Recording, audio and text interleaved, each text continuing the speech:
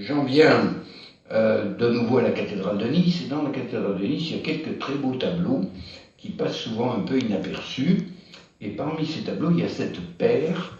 Là, ma photo ne donne pas toute la valeur de ce tableau, Saint-André et Saint-Pierre apôtre, mais l'autre élément de la paire est mieux réussi.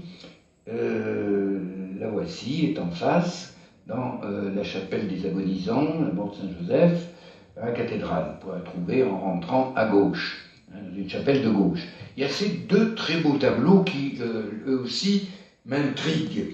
Malheureusement, ils ne sont pas cités, c'est une paire anonyme.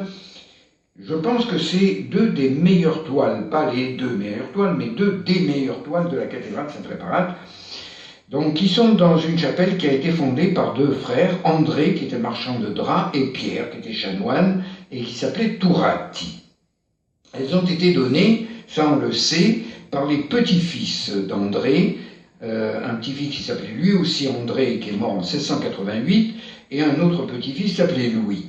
Et elles illustrent bien cette influence ténébriste à Nice.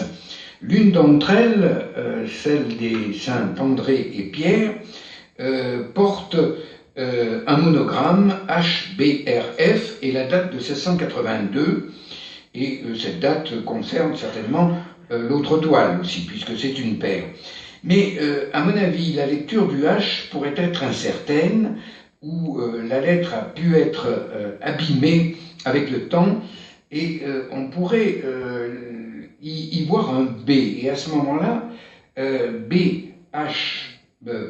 BBRF pourrait donner Bernardino Balduino Romé Fecit. Et ça pourrait justifier une attribution qui a été faite d'ailleurs à Bernardin Balduino, qui est un peintre de la troisième génération d'une dynastie de peintres niçois. Il a été formé à Rome en 1646-47, il y retourne en 1669-70 et il y retourne encore en 1683-89. Donc vous voyez, il a fait des séjours importants à Rome. Il était donc au contact des ténébristes. Il a peut-être été faire un petit tour jusqu'à Naples, ça on n'en est pas sûr. Ces deux toiles montrent combien il a assimilé les influences napolitaines et adhéré au ténébrisme, et cette photo qui est mieux réussie le montre bien avec le roi. C'est une des rares représentations d'ailleurs de Saint-Louis, roi de France, dans le comté de Nice.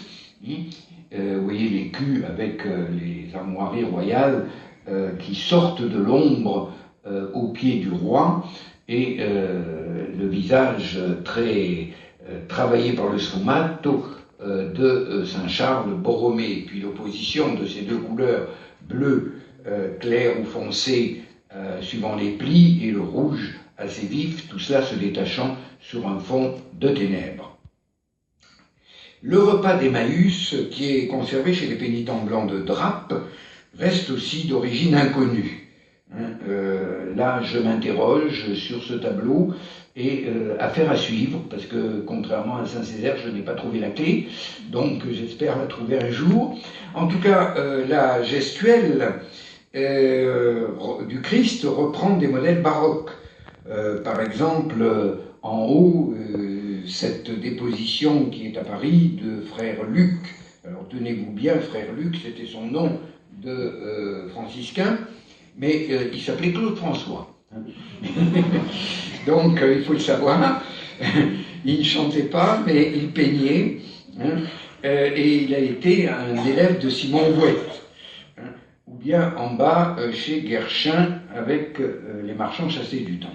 Donc pour ce très beau tableau des pénitents blancs de Drape, dans la vallée du Paillon, affaire à suivre, mais là vous voyez aussi que la composition est toujours la même, avec cet éclairage très fort sur le Christ, et un peu sur les personnages, les compagnons d'Emmaüs, et en particulier celui qui est devant, grâce à son crâne chauve, comme le mien, un beau reflet lumineux. Voilà.